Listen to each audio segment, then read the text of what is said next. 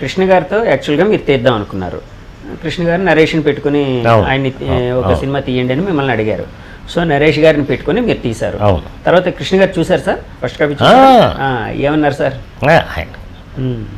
నేను నా మనసుకి నచ్చిందే నేను తీను అంటూ నరేష్ని ఆ ఓళ్ళు పట్టుకుని ఊమన్నా. అక్కడి నుంచి సర్ను వచ్చి అక్కడ దూకాలన్నా. ఓకే, నా బాడీ కరెక్ట్గా కాదు ఏ అన్నాడు. కష్టమైంది భయ్యా అన్నాడు.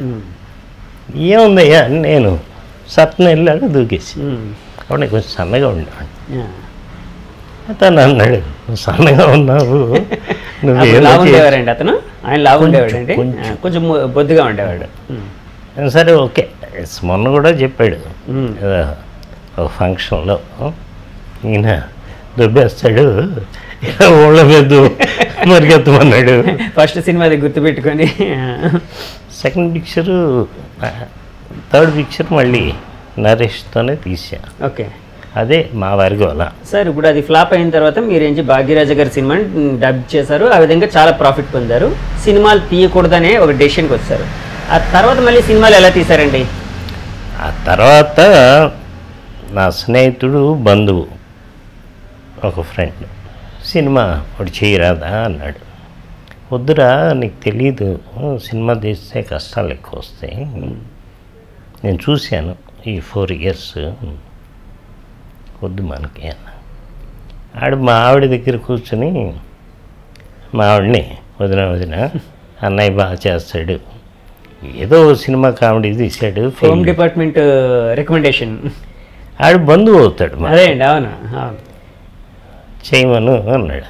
మోస్ట్ పవర్ఫుల్ రికమెండేషన్ కదా సార్ వాళ్ళని. నేను మాట నా మనసుకు నచ్చకపోతే ఎవడి మాట విన్నా. అది అందరికీ తెలుసు. చిన్నప్పటి నుంచి నాతో ట్రావెల్ చేసిన ప్రతి ఒక్కడికి తెలుసు. కానీ పాపం హింసించేవాడు నన్ను. పొద్దున నేను బయటికి వెళ్ళాక మామిడిని మొత్తానికి చెయ్యాలి అన్న ఫీలింగ్ వచ్చింది. వాడు చెప్పిన మాటలు అలాంటివి. ఓకే, నీ first picture hit, second picture కమర్షియల్గా యాక్షన్ ప్యాక్డ్ మూవీ. అప్పుడు డాకు సినిమాకి నాకు మరో కేఎస్ఆర్ దాస్ వచ్చాడు అనే లెవెల్కి పేరు వచ్చింది. కేఎస్ఆర్ దాస్ అంటే తెలుగు ఫిల్మ్ ఫీల్డ్లో ఈజ్ కింగ్ మేకర్. అవునండి, ఆయన ఓన్గా చేస్తాడు. మెరుపుదాడి ఇవన్నీ ఇంకా చాలా సినిమాలు ఉన్నాయి కదండి. యాక్షన్ సినిమాలు అంటే ఆయనదే. మెరుపుదాడి కాదు, మెరుపుదాడి ఆయనది కదండి, దాస్ గారిది కదండి. కాదు, అది మన పిఎన్ రామచంద్ర గారు. ఓకే, వాడు పిఎన్ నేను ప్యారలల్గా, నేను డాగు చేస్తున్నా, వాడు మెరుపుతాడు చేస్తున్నాడు. ఓకే, సరే అలాగా ట్రావెల్ చేసి ఆ సినిమా ఇట్టు ఏదో కామెడీ సినిమా తీసాడు, పోయింది. దానికి ఎందుకు టెన్షన్ పడాలి, ఒక మంచి యాక్షన్ పిక్చర్ తీస్తే మంచిది అని చెప్పాడు.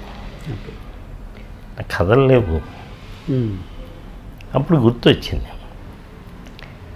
అంతకుముందు బాగుండే రోజుల్లో టైగర్ నాగు అని స్టోట్పురంలో ఉండేవాడు. చాలా ఫేమస్ కదండి, ఫేమస్.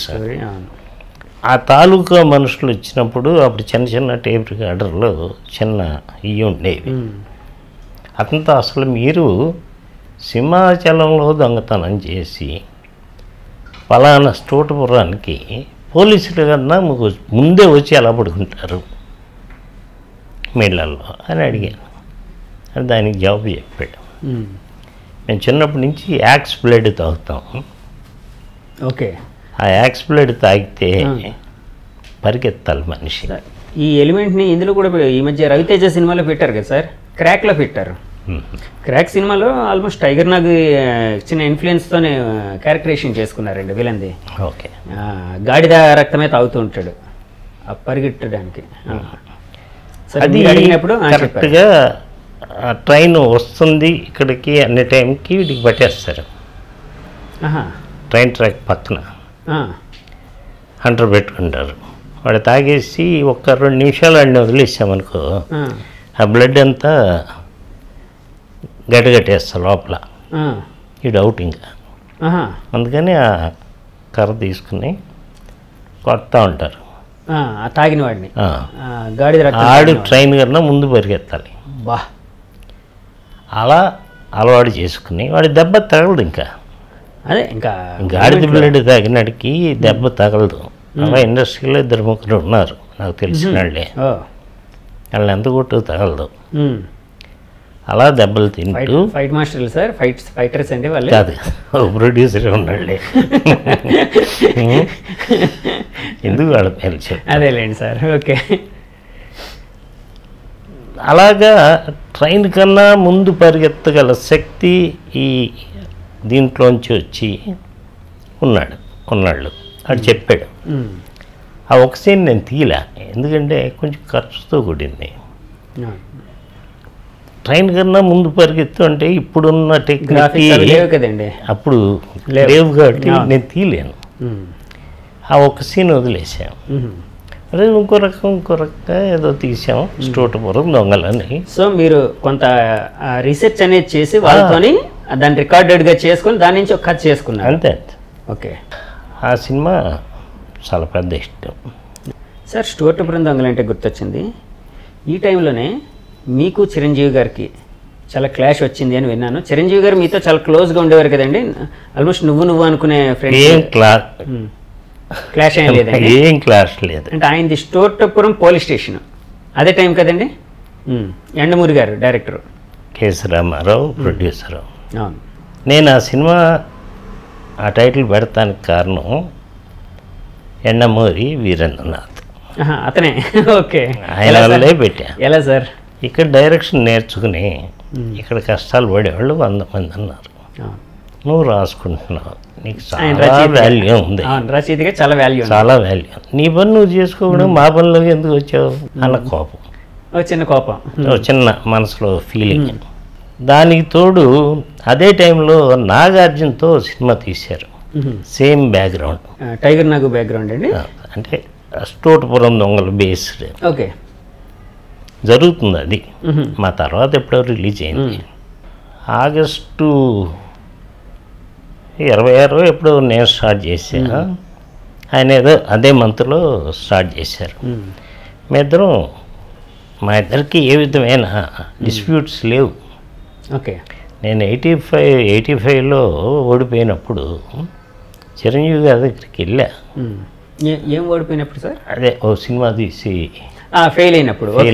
అదే ఇంకా డైరెక్షన్ వద్దు అనుకుంటున్న టైంలో, అదే 3వ సినిమా తీసి డైరెక్షన్ వద్దు అని అనుకుంటున్న సమయంలో మీరు చిరంజీవి గారి దగ్గరికి వెళ్ళారు.